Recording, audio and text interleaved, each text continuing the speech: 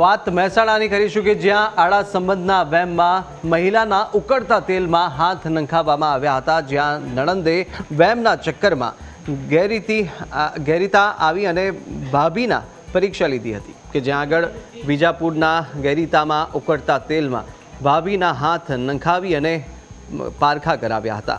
નણદોઈ સાથે આડા સંબંધનો વહેમ રાખી પરિણીતા સાથે દુર્વ્યવહાર કરવામાં આવ્યો।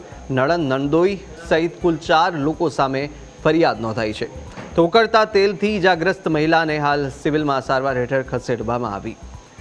તો અંધશ્રદ્ધાની વધુ એક ઘટના મહેસાણાથી સામે આવી છે। વધુ વિગતો મેળવીશું। સંવાદદાતા કમલેશ ઓનલાઈન પર જોડાયા। કમલેશ, આડા સંબંધના વહેમમાં ઉકળતા તેલમાં મહિલાના હાથ નખાવવામાં આવ્યા છે, હવે કયા પ્રકારની ફરિયાદ થઈ છે અને કયા પ્રકારની તપાસ પોલીસ દ્વારા કરાઈ રહી છે? આ મામલે વિજાપુર પોલીસ દ્વારા 4 લોકો સામે ફરિયાદ દાખલ કરવામાં આવી છે।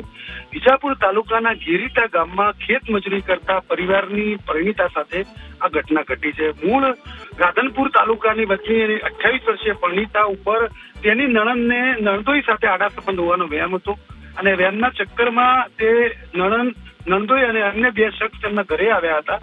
ત્યાં ઉકળતા તેલમાં હાથ નંખાવી અને માતાજીના સોગંદ લેવડાવ્યા હતા।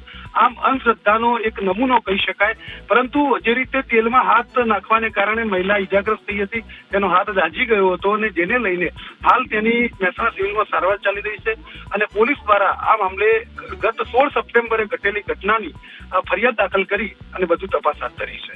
જી, માહિતી સાથે જોડાવા બદલ આપનો આભાર।